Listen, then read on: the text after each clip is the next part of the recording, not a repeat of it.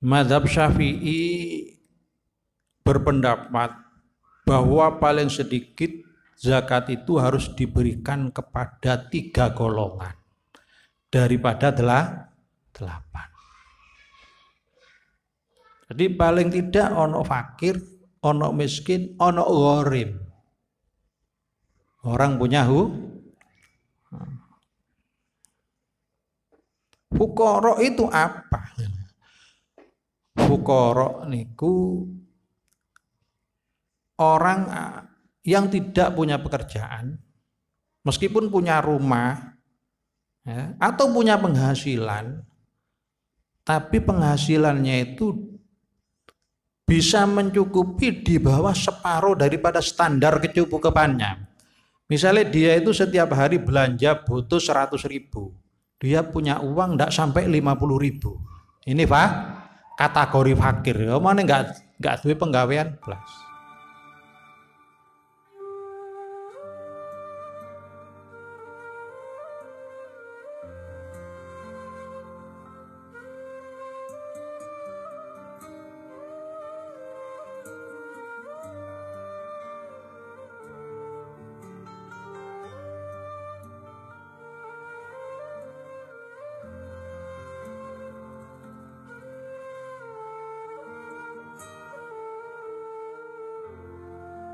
Nabi Muhammad sallallahu alaihi wasallam wa ala alihi wa sahbihi wa azwajihi wa dzurriyyatihi wa ahli baitihi ajma'in wa sallallahu jami'i tabi'in wa tabi'in man tabi'ahum thumma ila arwahi la imadil arba'atil mujtahidin wa muqallidin wal ulama al 'amilin wal fuqaha muhaddithin wal qurrasirin wa ahli ta'atika ajma'in wa sallallahu jami'i sadatina sufiyah aynama kan masyarqil ardil magharib al khassa jami'al tis'ah ووصولهم وأمر مشايخ متعصبين المجمع صلى روح لهذه البلدة مع الشيخ هذا الجهة الخاصة منهم الشيخ أحمد بن جفري وصلى روح الحبيب صلى على الحبشي وصلى الحبيب هاشم بن يحيى وصلى روح على الشيخ عبد المجيد وصلى روحه أحد وصلى روحه حميد وصلى روحه قياي عبد الرحيم وصلى روحي جميع من عمر هذا المصلى سابقا ولاحقا الخاص منهم قياي زرناوي وصلى روحهم قياي معصم ابناني وصلى روحي الأسد حسن معروف ووصولهم وأبرم شيخ مداسبين المجمع صلى جميع شيخنا ومسلم شيخنا الخاص منهم الشيخ محمد زبادر وصلى رقي حسن بشير حفظ ووصولهما وفروعهما وحواشم الشيخ مداسبين صلى الله روح جميع صلى الله روح والدينا لديكم خاصة وأمواتنا وأموات الحاضر خاصة وأموات المسلمين عامة صلى الله روح يا شيخ سالم باسم الحاضر وصلى الله الشيخ محمد نبي الجايب ووصولهما وأبرم شيخ أن الله دعا شمر رحمة المغفرة يولي درجة والجنة يعيد علينا وعلى بركاته وأسرارهم وأنوارهم وعلم الآخرة إلى حضرة النبي محمد صلى الله عليه وسلم اللهم الفاتحة الشيطان الرجيم بسم الله الرحمن الرحيم الحمد لله رب العالمين الرحمن الرحيم كم الدنيا كنا عمد وإياك نستعين صراط المستقيم صراط الذين أنعمت عليهم غير المغضوب عليهم ولا الضالين رب اغفر لي ولوالدي وللمؤمنين آمين.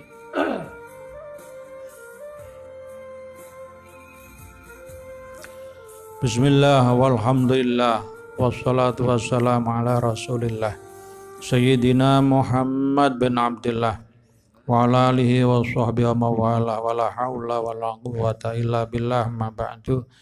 Qala al-musannif rahimallahu ta'ala wa nafa'ana bihi wa bi'ulumihi wa amaddana bi asrarihi wa adal barakatihi amin.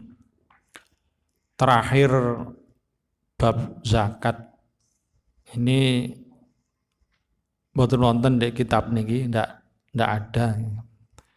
Setelah kita menerangkan zakat mal, zakat fitrah beserta niat-niatnya, mestinya niat hadza ini zakatku, ini sedekah wajibku, nah, niatnya gitu.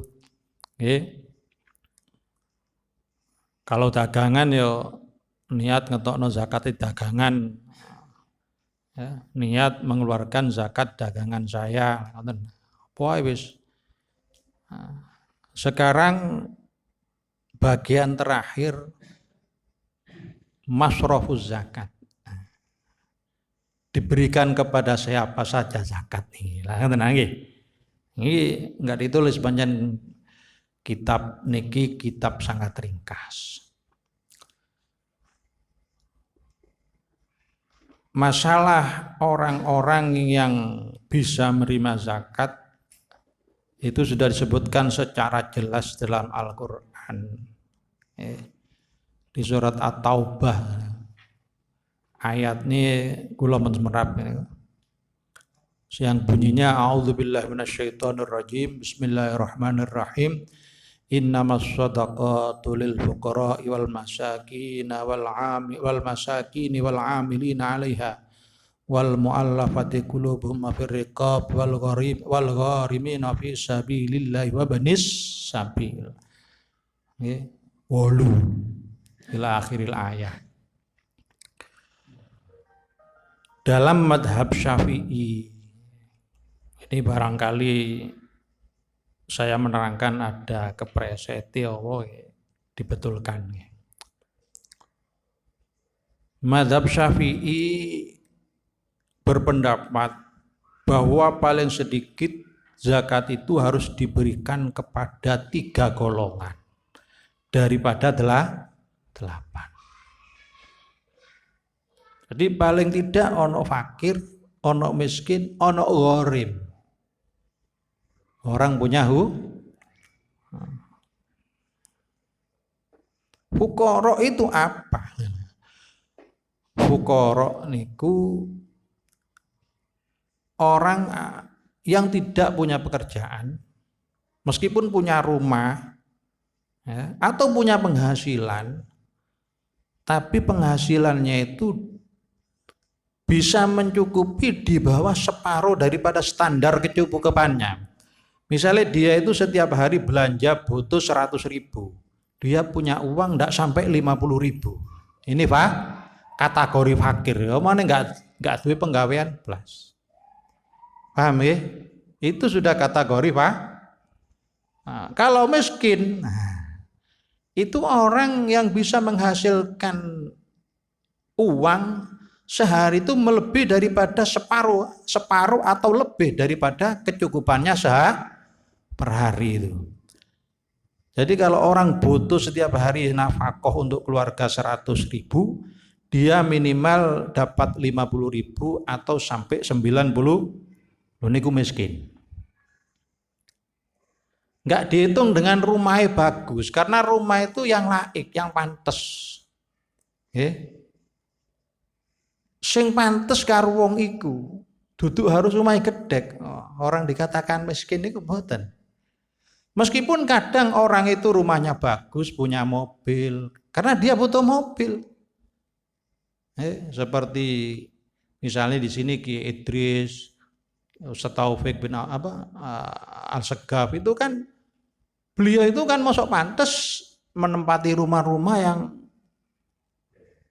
jelek kan ngoten nggih. Lah pantese ya sakmono iku. Misalnya beliau per hari itu dapat uang 500.000. Tapi beliau itu makannya masuk makan tempe dengan kelotok seperti kita kan mboten nggih. Tapi beliau per hari misalnya butuh 1 juta. Beliau setiap hari itu bisa 500 atau 600.000. Itu dikatakan miskin. Lho kok iso? Lelek kula seperti saya niki angsal arto 500.000 sedina. Waduh. Nggih. Masih rabi mana ya kena iki lah ngono. Berarti bukan dia itu ukurannya itu pantasnya bagaimana? Kalau pantasnya itu naik sepeda motor tidak terhitung. Pantasnya itu duwe mobil ya kudu mobil. Pantas sepeda pancal ya sepeda pancal. Pakaiannya yang laik juga, yang pantas bagi dia. Ngoten nggih, ukurannya begitu. Ojo direken lah wong miskin kudu pakaian elek. Ndak mesti. Kata Cak Hilmi niki lho, pakaiannya api-api. Metu nggawa mobil. Masakin niki. Nemen oleh dikai zakat.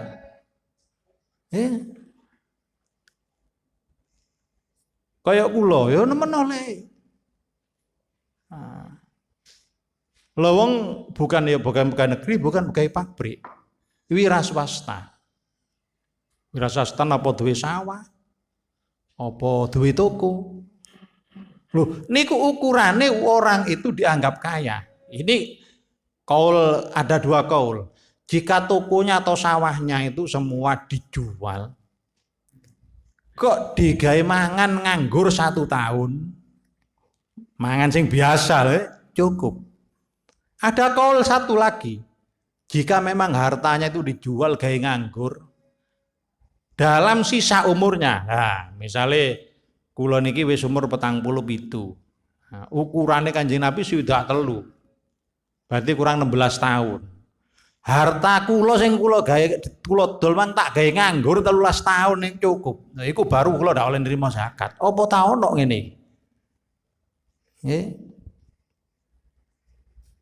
Paham? Kira oleh Mas Wiki iki, omah iki ora didol 2M. Ah iki. Nggih. Dadi lek ana zakat ya ora ono nang liyane. Ono Agus.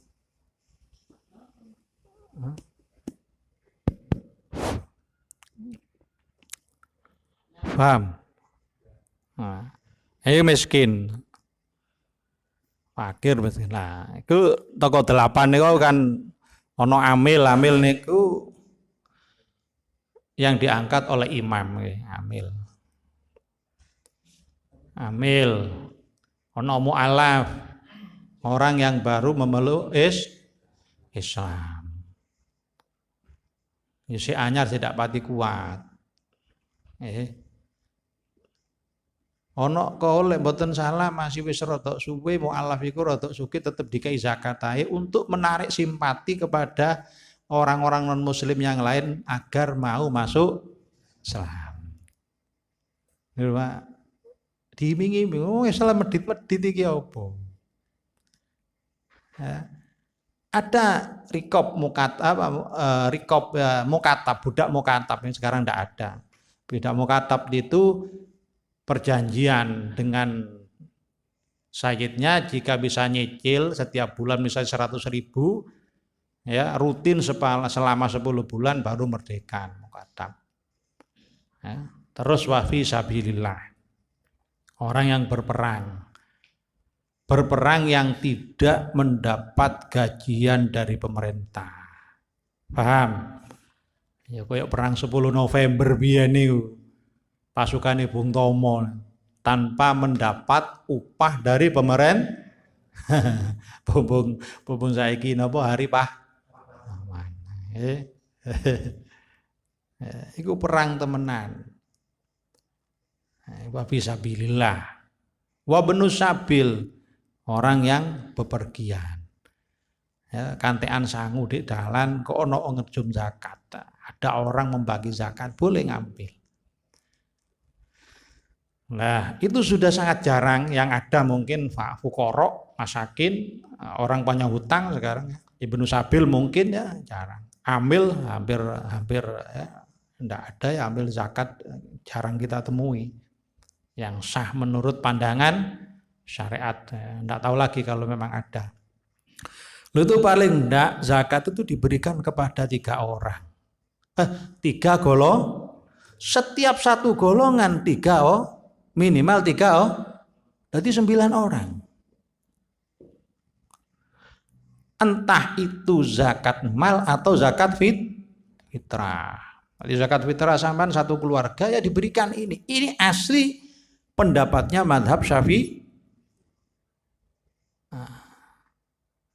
Kesulitan kan? Ya. Itu asli mazhab Syafi'i. Terus yang kedua, mazhab Syafi'i itu tidak boleh memindah zakat. Memindah zakat. Nah, jadi sampean di Bangilan ini punya harta di Bangilan. Sampean ngedum zakat ke Seladi ke tempat saya itu tidak sah menurut pendapat asli mazhab Syafi'i. Ya. Itu pokok di mana tempat uangnya sampean, lek pabrik sampean di Jombang, zakatnya ditumno di Jombang.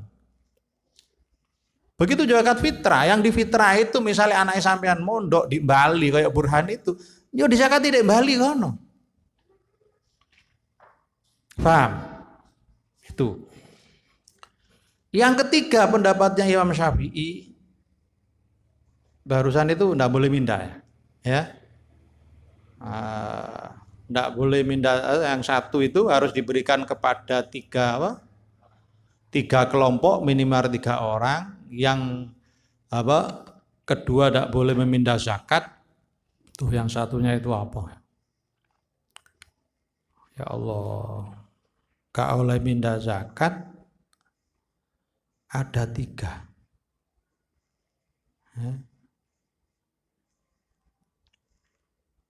Yang akhirnya ya, karena semakin hari untuk mendapatkan 3 golongan ini saja sulit, sing akeh iku ya fuqara masakin.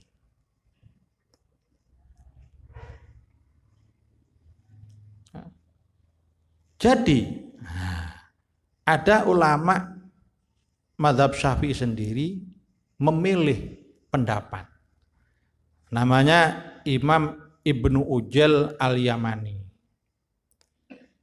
yang mana kita boleh taklid kepada selain madhab Syafi'i dalam masalah mengeluarkan zakat ini.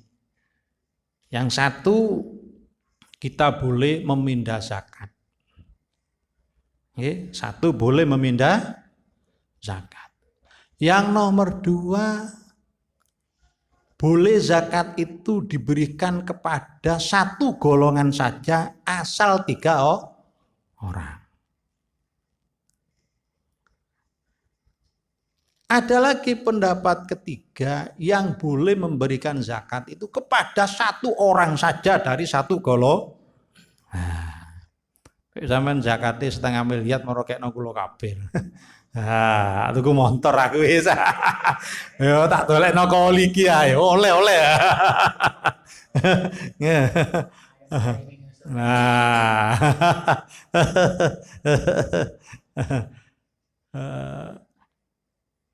Ya, ini berarti sebenarnya bukan pendapat mazhab Syafi'i.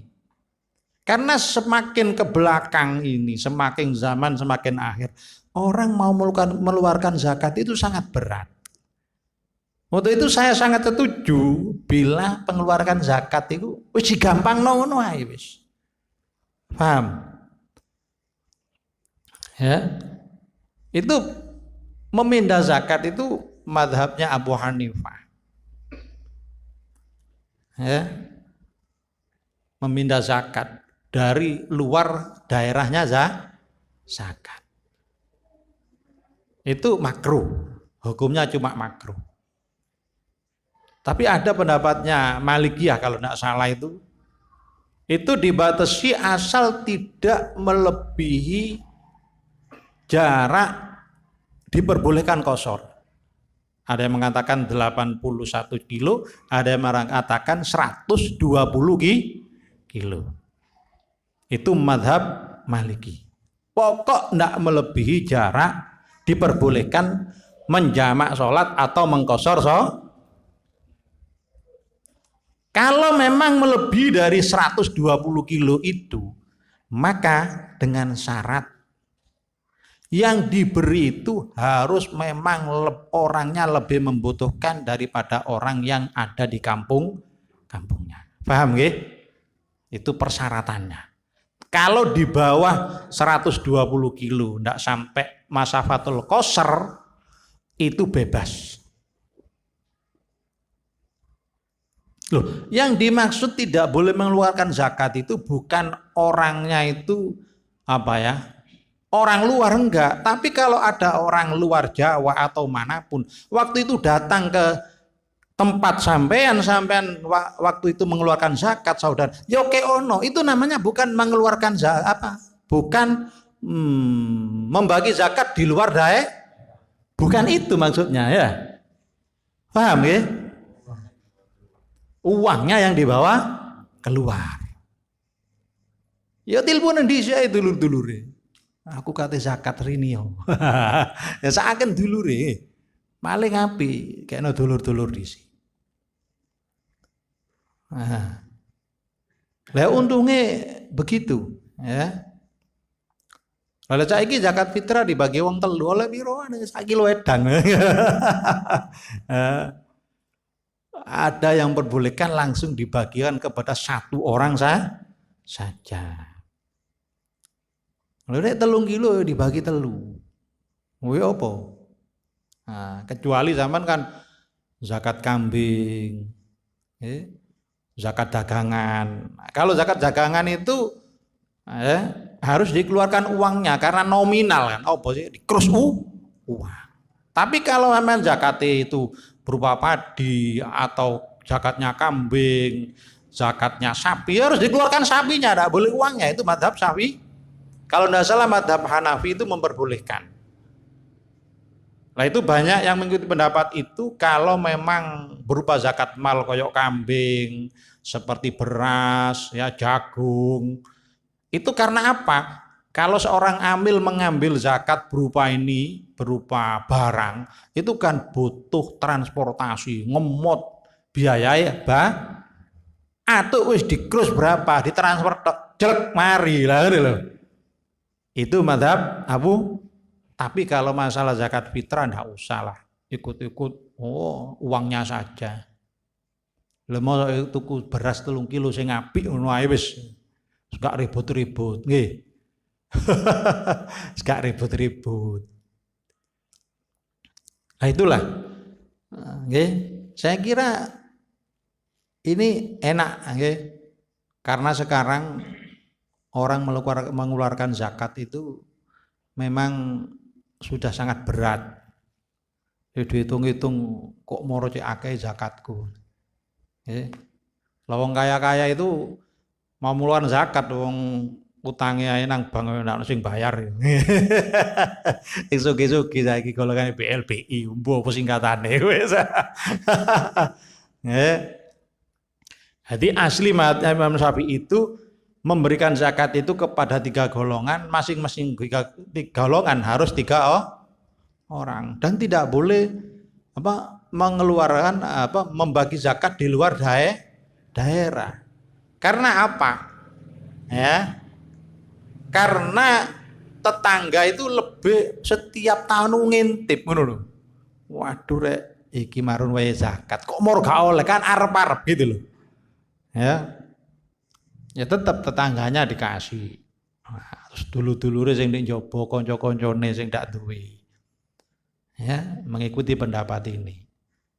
Tapi kalau memang mendesak misalnya ada saudara atau siapa teman yang kena musibah butuh uang banyak, misalnya kena tanah longsor, sampean punya zakat 100 juta, rumahnya kebanjiran, kekno wong siji, ada kaulnya. Lah ngono nggih.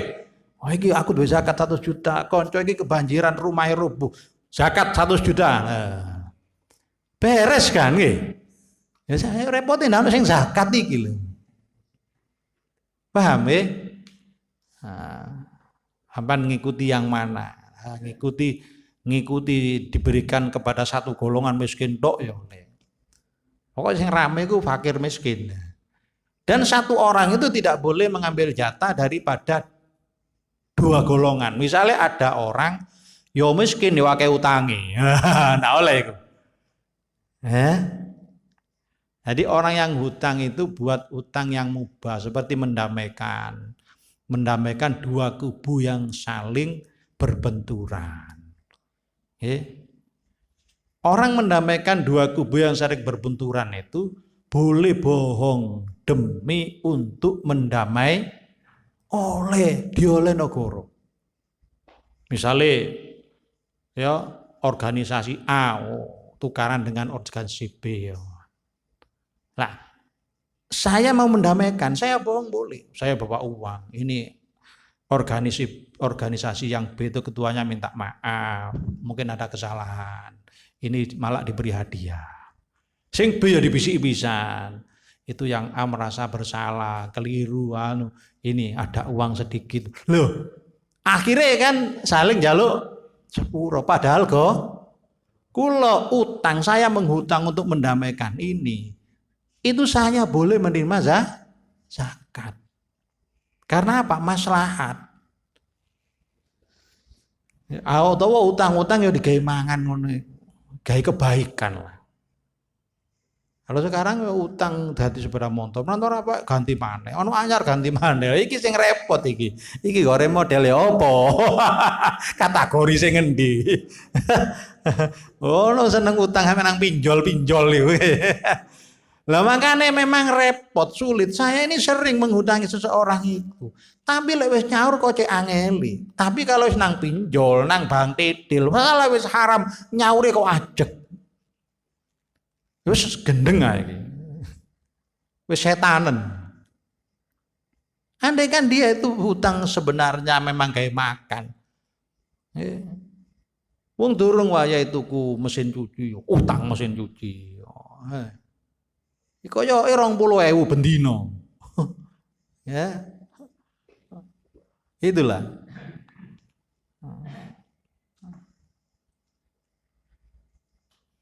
Terus siapa saja terus yang tidak boleh diberi zakat. Yang satu kan orang non muslim, orang kafir ya. Gak boleh. Terus budak, enggak ada budak. Lek wong non muslim ndak boleh diberi zakat. Terus lagi Banu Hashim dan Banu Muthalib. Nah, Banu Muthalib itu seperti orang keturunan Quraisy Imam Syafi'i. Banu Hashim itu turunannya Sayyidina Ali, keturunannya Aqil bin Abi Thalib, Ja'far bin Abi Thalib, terus Haris bin Abu Thalib kalau tidak salah. Mau semua keluarganya Sayyidina Ali dari Banu Hashim, termasuk dari Sayyidina Abbas. Abbas bin Abdul Muttalib. Itu Banu Hashim dan Banu Muttalib. Tidak boleh menerima diberi zakat. Tapi pada masa sekarang ada ulama yang memperbolehkan beliau ini diberi zakat. Ada menyarankan tapi kudu ngomong. Ya, Sayyid ini tak beri zakat mau enggak mau ya jangan. Karena apa? Sekarang enggak ada khumusul khumus, karena enggak ada perang, enggak ada ghanimah, rampasan dulu khumusul khumus keluarga daripada Banu Hashim dan Banu Muthalib itu dapat 1/5. Sekarang enggak ada. Maka ada ulama yang membolehkan beliau-beliau itu menerima zakat. Karena zakat itu kotoran. Sedangkan keluarga Rasulullah itu orang-orang pilihan, orang-orang suci. Ya. Terus orang kaya kriterianya itu dengan harta atau takasub, punya pekerjaan yang rutin, dapat bayaran. Kalau harta ya tadi itu, jika punya sawah atau toko, dia jual semua buat makan yang semestinya untuk kepentingan keluarga, itu dimakan 1 tahun cukup tanpa bekerja. Ada yang mengatakan dimakan sampai sisa umurnya. Paham nggih?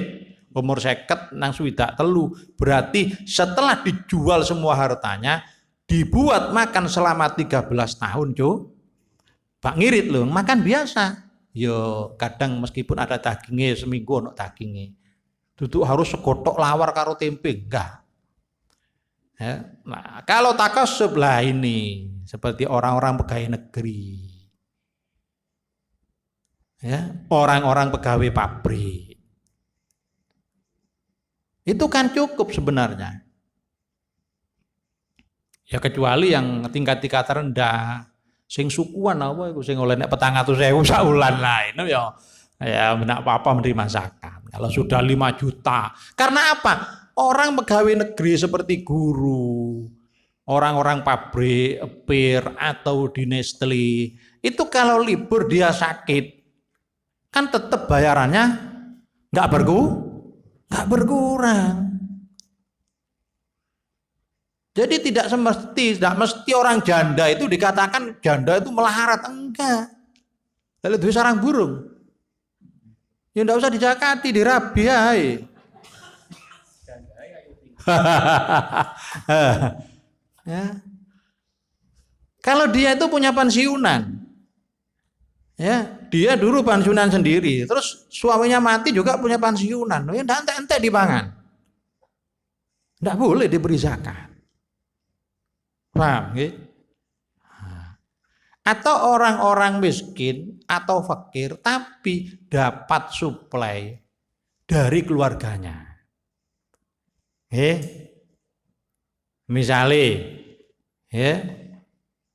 Cak Rusdi ini orang miskin, tapi oleh keluarganya ada keluarganya yang kaya yang nanggung, masih nganggur kena kelentuk dijatah setiap bulan, itu tidak boleh menerima zakat. Jatah loh setiap bulan memang ya, bukan duduk kolo-kolo, kepeduk disangoni ya enggak gitu. Atau seorang istri yang sudah dicukupi oleh suaminya secara syar'i. Secara syar'i gini kok, lek is bojone iku sedengan, lek sugih beras tok 2 mut. 2 mut iku 1 kilo 2 on. 1 kilo 2 on setengah, kira-kira 1 kilo 1 kilo 3 on. Kalau memang sedang dia itu sak mut setengah, 1 mut setengah. Lo itu untuk istri nedok loh Pak, bukan 1 kilo itu dipangan sak keluarga, bukan. Itu secara Nah, kalau di Jawa kan ndak, pokok wis dikei dhuwit 50.000, ayo dipangan Pak. Lo itu seorang istri boleh menerima zakat itu. Paham ya? Atau istrinya kaya suaminya miskin. Ya tetap kan, ya memberi nafkah. Tapi kalau istrinya itu mau zakat, boleh suaminya zakati, meskipun dibalik nomane kayak belanja dik. Lah, ndak apa. Ya, jadi seorang istri yang sudah dicukupi secara syar'i. Ini ku beras tok, Pak. Belum lauk pauknya dewi. Makanya kalau ditinjau secara syar'i, wong lanang kok kate rabi maneh ndak iso nyukupi wis kenemenan. Tapi jari Husain Ilyas ini kok jari Gus Dur, biasae wong rabi papat iku besok kate mlebu neraka burung jare. Pale apa? Bojone iku 4, sing liyane ndak pati dibelanjani, sabar. Akhirnya sabar, Dik. Akhirat di sepura nang Gusti, mlebu swarga kangen doleki suami, goleki suamine, cari suaminya. Ndek neraka. Kenapa kamu masuk neraka? Ya karena aku tidak bisa beri nafkah kamu, kurang adil. Akhirnya disawati pun Gusti tak sepuro wis saken ya lebaran. Ya nyoba, perkara ndak disepuro nang bojone ya mendelep nang neraka.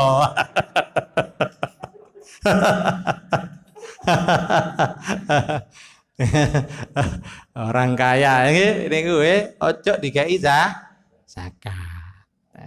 Itu jadi orang kafir, budak, Banu Hashim, Banu Muthalib, orang kaya, baik kaya harta atau dia punya pekerja yang rutin dan cukup untuk mencukupi keluarganya setiap bulan.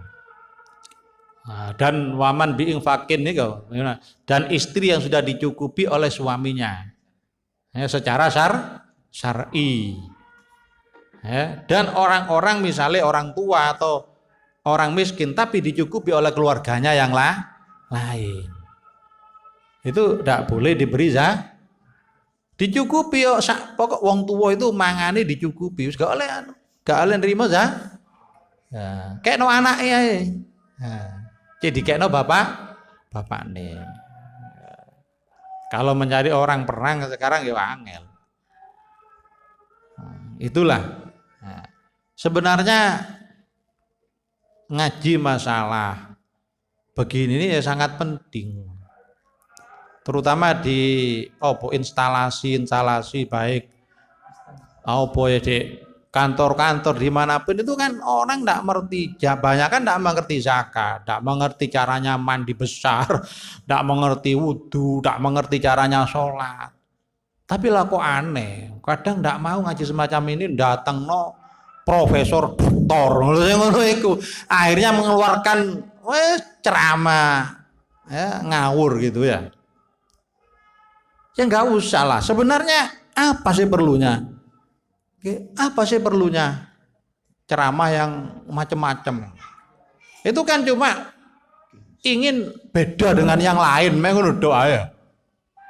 Lho sampean sebenarnya kalau ingin beda ndak usah macam-macam, wis antuk ceramah karo mudo lah beres ah. Disuting Dek, Mabes Por karo mudo. Wah wis. Pindah mesti sanedan. Ya, lebih baik begitu daripada menyesatkan orang lain, sesat dewe. Nah, karena mungkin ya mancing-mancing.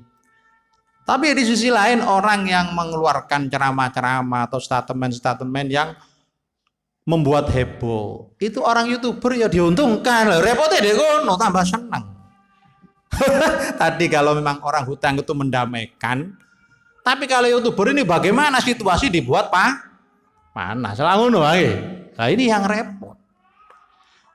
Maka sebenarnya menurut saya ngaji itu yang membuat kita itu benar-benar enak dulu.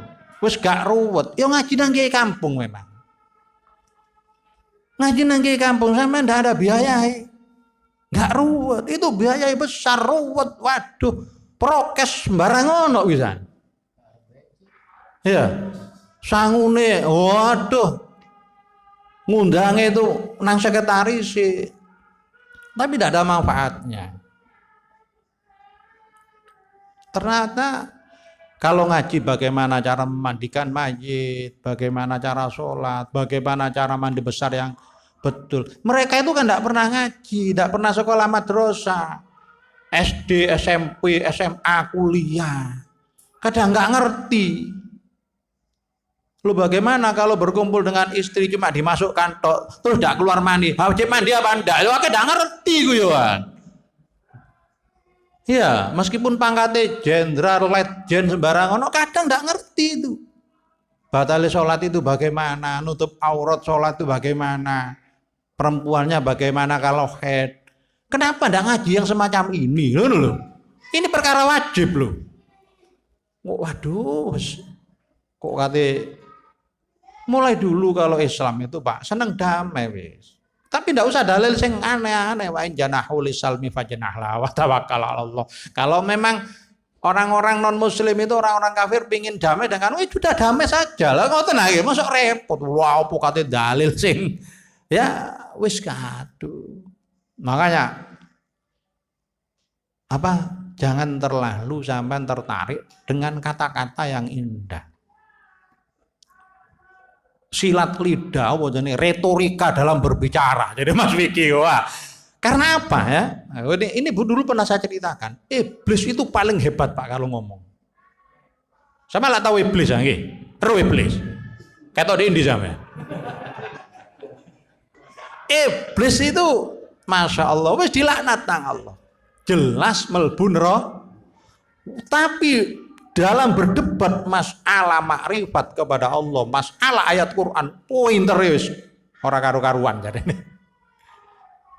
Itu pernah saya ceritakan nih. Ini mungkin buat pegangan sampean sekarang zaman koyo ngeten iki. Ada dulu seorang ulama besar dijuluki Umdatul Muhaqqiqin. Nggih. Jadi tiang daripada tonggaknya orang-orang muhakkik. Kok coro saiki raja para wali. Namanya Sahal bin Abdullah At-Tustari. Hebat itu. Karomahnya luar biasa. Pernah ada seorang santri mengikuti beliau, orang kaya. Kalau mengikuti aku kamu tidak akan kuat. Aku harus meninggalkan dunia ini. Pasrah kepada Allah. Coba diikuti. Lama-lama tidak kuat. Kalau sekarang kiai, kalau begitu terus gimana makannya? Loh kamu masih ragu mengikuti saya? Wis kamu ngomong wis. Mau batu atau apa, mau jadi apa? Bilang batu itu. Apa mau jadi rawon, apa mau jadi sate komo, terserah. Ngomong. Langsung jadi. Dipegang, diomongi langsung jadi. Itu kalau ngikuti Sahal Atus. Kalau sama ngikuti saya jangan berharap, nah kok barang iki tak cukup, tak tekel dadi emas ya ojo. Tapi aku ya ndak gelem kok pol ngajine. Melok kabeh ngaji. Sahal bin Abdullah At-Tustari itu seorang wali besar. Kalau sekarang wali kutub. Ini saya baca dalam kitab Anwarul Qudsiyah fi Adabil Ubudiyah, karangan Al-Kutub Asy-Syaikh Abdul Wahab Asy-Sya'rani. Ya. Itu tertulis dalam pinggirannya kitab At-Tabaqatul Kubra. Syekh Abdul Sya'rani sering menceritakan ini karena beliau pinginlah orang itu biar tidak tertarik dengan orang-orang yang pintar bersilat lidah. Mengoten to nggih. Itu Syekh Sahal Tustari diceritakan beliau itu bertemu dengan iblis. Karena beliau seorang wali besar, dia tahu, aku tahu bahwa itu iblis. Dan iblis itu tahu bahwa aku Sahal Tustari. Nah, kalau kita akan ketemu iblis ndak. Iki iblis apa ndak? Bapak podo iblis. Ada iblis. Waduh, sohib iki rek. Sohib iki. Majelas ae iki, majelas. Ya, sama kita orang. Ya, sampai subuh, kena subuh turu. Ya. Itu berdebat sampai lama. Sampai keduanya kehabisan bahan. Bayangkan Pak, iblis itu bisa berdebat mengimbangi Syekh Sahal bin Abdullah At-Tustari. Ojo santri bangilan Pak, kurang hebat. Berdebat imbang. Loh, terakhir iblis itu membaca ayat Al-Qur'an. Iblis itu pinter Pak. Ojo kongon muni la ilaha illallah. Iblis itu bisa baca Quran, pinter. Nafsiri Quran pinter sekali. Akhirnya apa? Iblis berkata begini. Innallaha ta'ala yaqul. Ya Sahal, innallaha ta'ala yaqul. Sesungguhnya Allah itu telah berfirman dalam Al-Qur'an itu. Wa rahmati wasi'at kullasyai. Sesungguhnya rahmatku itu kata Allah itu wasi'at kullasyai. Memuat segala satu. Waduh. Iblis berkata begini. Ya. Wa ma yakhfa 'alaika anni syai'un. Dan tidak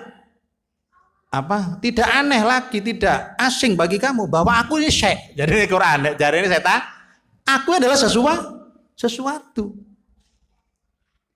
Ya, aku ini adalah sesuatu. Li'anna lafdotakul, ya, itu tufidul umum wal ihata. Kata-kata kulasai, kul itu semuanya, itu memberi pengertian bahwa itu umum dan meliputi. Apa ae bakal mendapat rahmatnya Allah. Nah, iki lho, setan pinter iki ngono, Pak. Ya. Wa annal habdata syai' angkarun nakirat. Bahwa kata-kata syai' itu isim nakiro yang paling nakiro. Nakiro itu paling umum wis. Kata-kata syai' ku apa wae wis. Watu mlebu syai', semut syai', wong syai'. Jare setan, aku juga masuk syai'.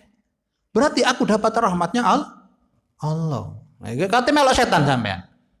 Wis gak sembahyang, gak mau berpuasa, menentang Islam, menentang Allah, menentang Rasulullah, menentang nabi-nabi. Dia mengatakan masih dalil warahmati wasiat kullasyai. Bahwa rahmatnya Allah itu melibu dan ana walayah fa'alaika anni syai'un. Itu sudah tidak samar lagi bahwa aku itu syai'. Sesuatu itu umum. Apalagi adalah fatkul. Sahalatus Tari, Pak. Beliau mengatakan, waqad ahrosani wa hayyaroni. Sungguh iblis itu telah membuat aku bungkam. Aku bingung mau menjawab apa. Ya pinter pas itu. Secara nahwu, secara retorika, wes sembarang ono tafsiran hebat.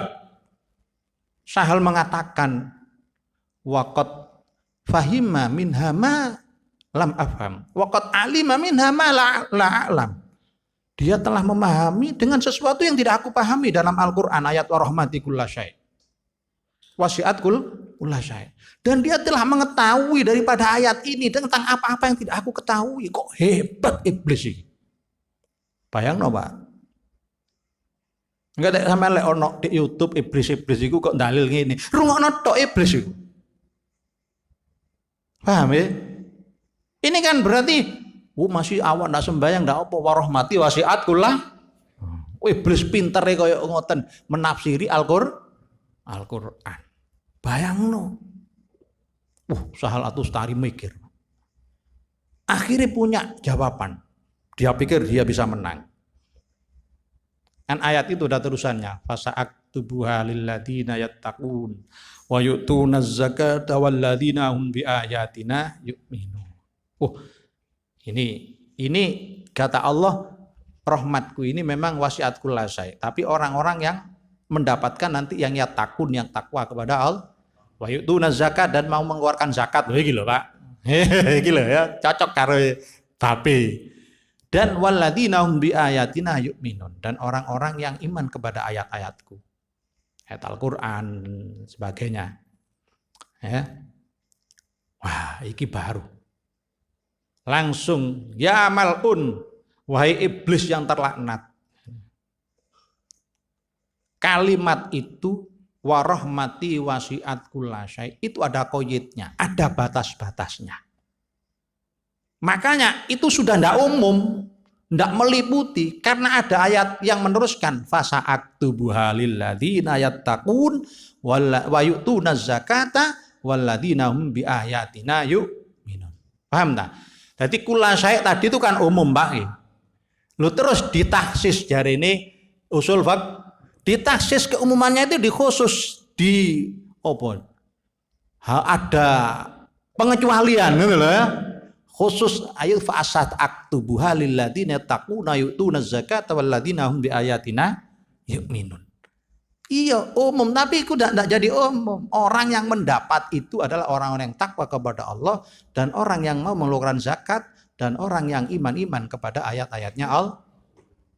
Loh niki keliru kamu iblis jadi. Di debat ngono iblisnya mesem, Pak. Lihat di YouTube itu masih wis salah ngomong ya apa rame di debat ya klemas-klemas ngono kaya seperti yang guyu-guyu cengar-cengir ngono iku. Ya, saya ndak bisa, Pak. Kula terbatas ilmu saya untuk menjawab mereka itu secara ilmiah, saya ndak bisa. Tapi sampean tak kasih garis iki tok wis. Iblis iki cukup bisa. Betapa hebatnya jawabannya Sahalatus Tari yang begitu masuk akal kan secara usul fikih atau apa wis. Lah, ketika dijawab gitu, setannya malah mesem.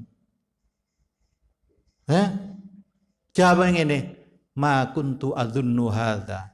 Ala hadzal jahli apa ngoten? Wahai Sahal, selama ini aku tidak menyangka bahwa kamu ini kok nemene goblok jadi ini iblis lu kok enak. Kamu ini sangat goblok. Sudah kamu ini goblok. Kamu tidak tahu ya bahwa inna takkit, batasan-batasan itu sifat kamu manusia. Manusia terbatas. Ya sih manusia terbatas. Nyepuro ya milih-milih. Nah ngoten nggih. Kate nyepuro iku milih-milih, kate murang-muring ya milih-milih. Allah sifatnya tidak terbatas. Kalau mau merahmati siapa saja. Siapa yang mau menentang Allah? Kalau Allah sudah berkehendak, iblis, Pak. Sahalatus Tari itu mengatakan sehingga aku itu tersengguk, tidak bisa menelan air liurku. Aku tidak bisa menjawab lagi. Aku mati kutu dengan jawaban iblis. Ya bener. Begitu hebatnya iblis tentang makrifat kepada Allah. Sampai akhirnya kalah Salatustari. Dan iblis dengan Salatustari, yang satu kekasihnya Allah, yang satu musuhnya Allah. Musuhnya Allah malah menang berdebat. Akhirnya saling berpisah.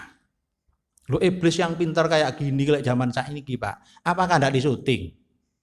Mungkin bisa dilabeli profesor doktor, mungkin bisa dilabeli kiai haji, mungkin bisa dilabeli ustadz, mungkin bisa dilabeli habib, mungkin bisa dilabeli buya. Karena kehebatannya dalam menata kata-kata dan menafsiri Al-Qur'an. Paham? Ini tidak perlu dalil sebenarnya. Cerita ini sudah cukup. Kalau kita berdebat secara ilmiah, mau tidak ilmiah apa? Dan saya sendiri memangnya udah punya ilmu lah. Tapi saya dari cerita ini saya sudah bisa menganggap apapun yang nggak tepat, tapi koyo-koyo iso tepat secara ilmiah. Iblis yo iso itu. Akhirnya Salatustari mengatakan, inilah yang membuat saja akan memegang kata-kata undur makila walatandur mangkola. Lihatlah apa yang keluar dari iblis itu. Kok iso ngomong ngono? Itu harus saya pakai. Meskipun iblis kalau memang betul. Tapi ojo melok iblis ambil kata-katanya yang bagus, yang menurut syariat tidak bertentangan. Hebatnya kayak ngono. Ya, jadi iblis itu pinter. Jadi sekarang kalau memang iblis itu sudah menjelma, ya wis delok dhewe. Nah, bisa dilabeli apapun iblis itu ya. Nah, sekarang ya kita itu ya memang sangat prihatin, tapi ya dengan adanya media sosial yang kayak begini ini ya, orang yang bekerja di situ yo senenge gak karu-karuan, jimprak-jimprak ya. Ya. Ya mudah-mudahan, tapi insya Allah ya, mereka itu cuma seberapa gelintir ya, dan pengikutnya cuma berapa gelintir, tapi kiai-kiai seperti Kiai Stogiri, Kiai Besuk, Kiai Lirboyo, Kiai Ploso, Kiai Sarang, Kiai ini, waduh itu kan semuanya yang tidak terhitung ya. Itu ajarannya sangat bagus dan beliau-beliau itu tidak ambisi untuk mengeluarkan kata-kata pelajaran yang membuat heboh masyarakat. Dan muga-muga manfaat rodok dawa wallahu alam bisawab. Al-Fatihah.